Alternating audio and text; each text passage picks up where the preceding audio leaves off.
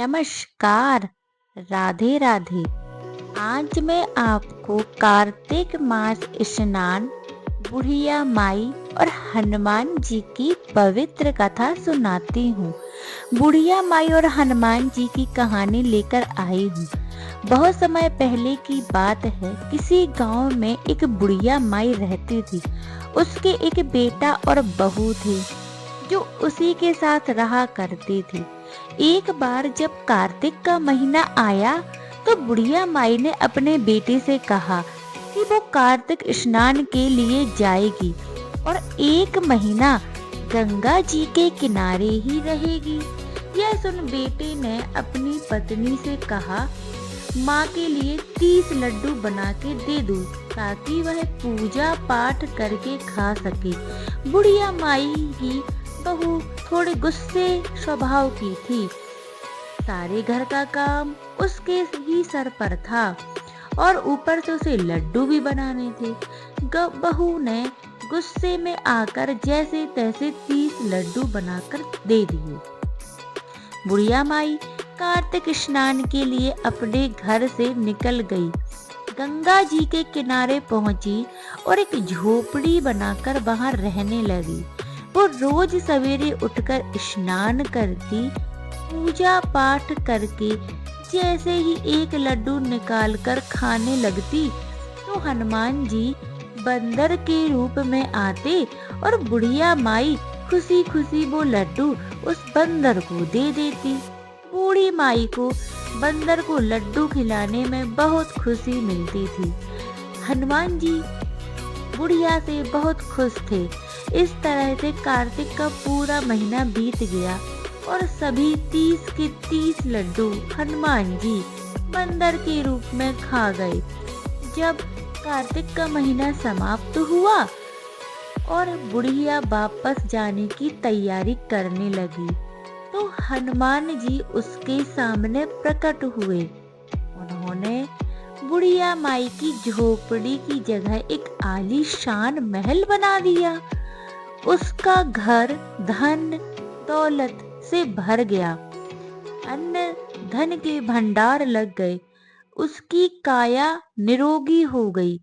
यह सब होने के बाद वह अपने बेटे के पास वापस आई।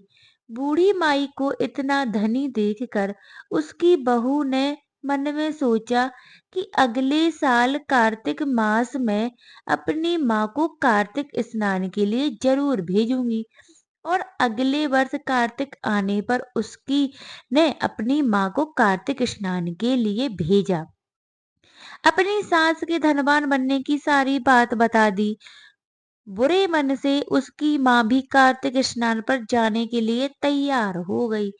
बहू ने बहुत प्यार से पूरे 30 लड्डू देसी घी मेवे डालकर अपनी माँ के लिए बनाकर दिए। माँ कार्तिक स्नान के लिए गई और जैसे ही सुबह सवेरे नहाकर लड्डू खाने बैठती तो हनुमान जी बंदर का रूप धारण करके उसके सामने आकर बैठ जाते। तो वो पत्थर मारकर उन्हें भगा देती। कहती, इस एक लड्डू में मेरा पेट तो भरेगा नहीं, तो मैं और दे दूं। ये रोज का नियम था। पूरे 30 दिन तक यही चलता रहा। जब कार्तिक का महीना खत्म हुआ तो हनुमान जी फिर से प्रकट हुए और उन्होंने बहू की माँ की झोपड़ी को कूड़े के ढेर में बदल दिया और उसकी माँ को कोढ़न बना दिया। इधर कार्तिक का महीना समाप्त होने पर बुढ़िया की बहू ने अपने पति से कहा कि कार्तिक का महीना समाप्त हो गया है, आप मेरी माँ को गाजी बाजी के साथ लेकर आओ। लड़का जब अपनी सास को लेने गया तो वहां देखता है कि उसकी कुटिया की जगह कूड़े का ढेर लगा है और वहां उसकी सास कोढ़न बनी बैठी है। लड़के को देखकर हनुमान जी प्रकट होकर बोले, बेटा, तुम्हारी माँ ने सच्चे दिल से कार्तिक स्नान किया था। इसी कारण तुम्हारी माँ पर कार्तिक देव प्रसन्न हुए। लेकिन तुम्हारी सास ने लालच और पापी मन से यह कार्तिक स्नान किया है। उसने कार्तिक मास में अपनी बेटी के घर का अन्न खाया है। इसलिए कार्तिक देवता इससे नाराज हो गए हैं और उन्होंने इसे कोढ़िन भी बना दिया है। हे कार्तिक महाराज, जैसी कृपा आपने बूढ़ी माई पर करी, वैसे ही कृपा सभी पर करना। जैसी दृष्टि आपने इन बूढ़ी माई पर डाली और उन पर दया करी, ऐसी ही दया आप प्रत्येक प्राणी मात्र पर करना।